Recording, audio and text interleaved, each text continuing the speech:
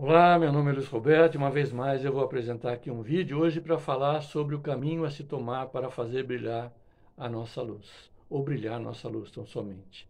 Esse material eu gostaria que vocês assistindo o vídeo pudessem comentar e compartilhar para o fim da gente divulgar então a doutrina espírita que é o cristianismo redivivo. A base desse meu trabalho, na verdade, todo o conteúdo que eu vou expor aqui, ele vem com alguns acréscimos, né?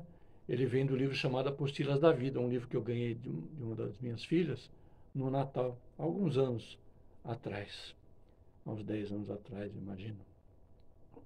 Eu até fiz um curso na Casa Espírita na qual eu frequento e sou trabalhador, às segundas-feiras eu era o expositor, então eu somava o conteúdo desse livro ao livro dos Espíritos e expunha esse material, porque naturalmente esse material está contido também no livro dos Espíritos. E fizemos um curso que durou bem aí uns 2 anos, mais ou menos. A, a obra Apostilas da Vida tem o significado, Apostilas aqui tem o significado de anotações da vida. É um livro ditado pelo espírito André Luiz ao médium Chico Xavier. É um verdadeiro facho de luz, na verdade, a nos orientar sobre temas diversos relacionados naturalmente ao processo de nossa evolução e de nosso progresso. O espírito André Luiz, nesse livro, ele, ele assevera que para fazermos brilhar a nossa luz, ele ensina, né? Para fazermos brilhar a nossa luz, nós precisamos mirar em alguém que foi o caminho, a verdade e a vida. E esse alguém é Jesus, Jesus, modelo e guia da humanidade. Lá no Novo Testamento, se a gente buscar lá no capítulo, no Evangelista João, capítulo 14, versículos 1 a 6, decorei o nome do capítulo e os versículos. Jesus anuncia lá a seus discípulos, naquele momento, que ele iria partir e diz assim para eles que aonde eu vou, vocês conhecem o caminho. Né? Porém, Tomé, questionador como sempre, né? Duvidava de tudo. Tomé então pergunta: Senhor, não sabemos para onde vais. Como podemos conhecer o caminho? Ao que Jesus então responde: Eu sou o caminho, a verdade e a vida, e ninguém vai ao Pai senão por mim. Ou seja, sendo Jesus o guia e modelo da humanidade, bastava que seguíssemos, que nós todos da humanidade de então e de hoje, seguíssemos as passadas do Cristo, as suas orientações, a fim de buscarmos então um habitat nesse mundo que ele nos prometia. Imortais que nós somos, nós devemos saber que nós espíritas, pelo menos, né, sabemos que entre a erraticidade e a vida corpórea corre incessantemente um caudaloso rio, o rio da vida, do qual somos parte, mas sequer fazemos ideia do seu volume. A erraticidade, quando a gente vê esse termo erraticidade na obra espírita, para quem não sabe, a erraticidade é o período que o espírito fica no mundo espiritual entre uma e outra reencarnação. Só estão sujeitos a esta erraticidade os espíritos que ainda necessitam reencarnar. Quando nós já não precisarmos mais reencarnar, como os incontáveis são os espíritos que já não mais o precisam, ficam no mundo espiritual. E nessa sua estadia permanente no mundo espiritual, nós já não se considera mais erraticidade. Erraticidade, então, é o período entre uma e outra reencarnação para aqueles espíritos como nós que ainda precisam reencarnar. Iniciam-se então viagens longas, embarca-se reencarnando naturalmente e desembarca-se desencarnando, entre esperanças renovadas e prantos de despedida. Assim fala o espírito André Luiz. E a gente pensando bem, né, no cotidiano, os nascimentos e desencarnes, é bem isso. Muitas vezes nós temos uma vida alongada aqui na Terra, uma longevidade que passa hoje em dia dos 100 anos.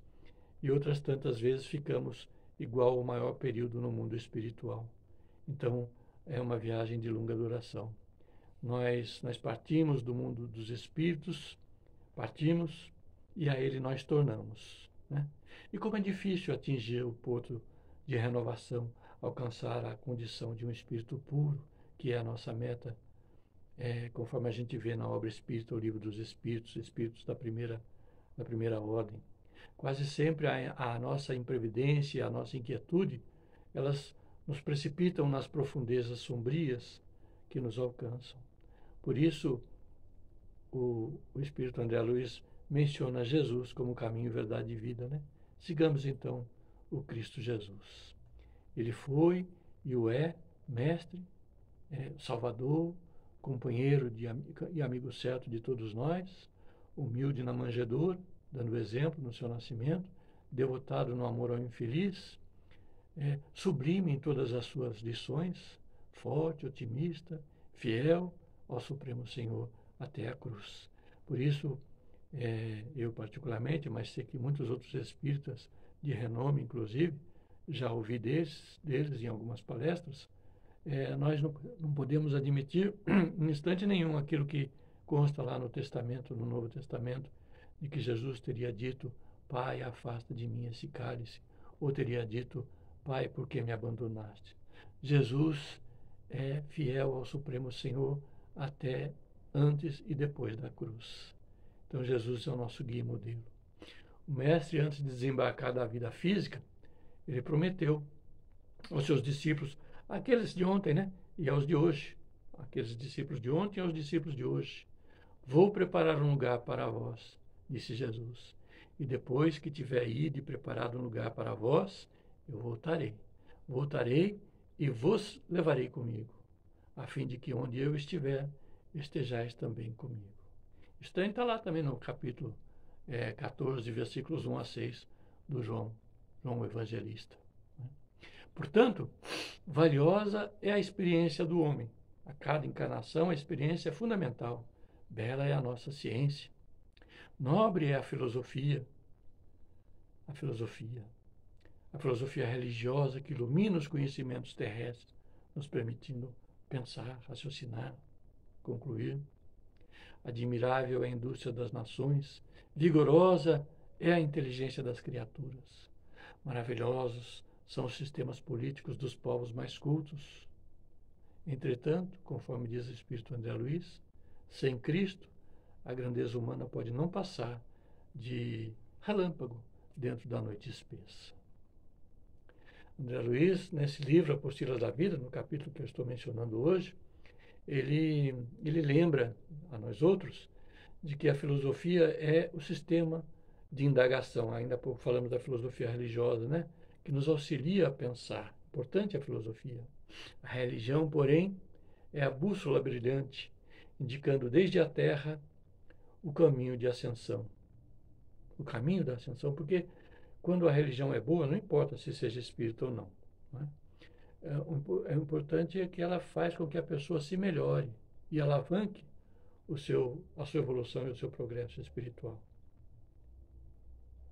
Brilhe a vossa luz, disse o Mestre, inesquecível. E em uníssono ao Espírito Emmanuel, que uma das suas obras, ditada ao médium Chico Xavier, não lembro o nome da obra, mas me lembro do fato, quando nós ouvimos do Mestre: brilhe a vossa luz, respondamos ao Mestre: brilhemos nossa luz, no sentido de acatar o seu convite. Então, cabe a cada um de nós, aprendizes do Evangelho, acender a lâmpada do coração, do nosso coração. Não acender a lâmpada do coração do outro, acender a nossa, para que ela possa, então, através do exemplo, porque o exemplo não é a melhor didática, é a única didática. Não importa, seja essa lâmpada pequenina no nosso coração ainda. Pois a humilde chama da vela, diz André Luiz, é irmã da claridade radiosa da estrela distante. Recordemos uma passagem que está lá no Novo Testamento, né? Que apenas 2 eram as moedas da viúva que fez seu ofertório ao templo, lá na época de Jesus. Contudo, nenhuma oferenda brilhava mais que a dela, segundo o Mestre afirmou aos seus discípulos, porque muito mais brilhava o coração daquela mulher. É indispensável, portanto, que toda a luz do Senhor permaneça brilhando em nossa jornada sobre abismos, até a vitória final, no porto da grande libertação, na condição então de espíritos puros, a espelharmos o Cristo Jesus em nós. E vamos adiante.